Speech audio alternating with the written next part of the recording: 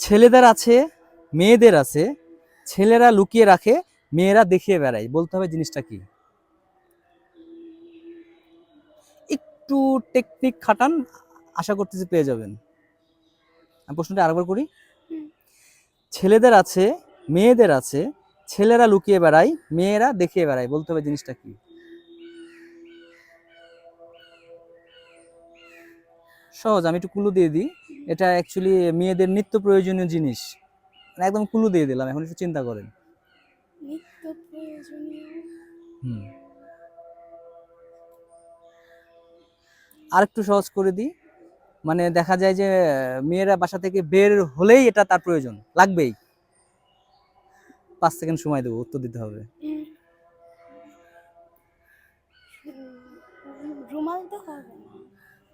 আচ্ছা, এটা আমি আচ্ছা, আমি পাস পাস পাস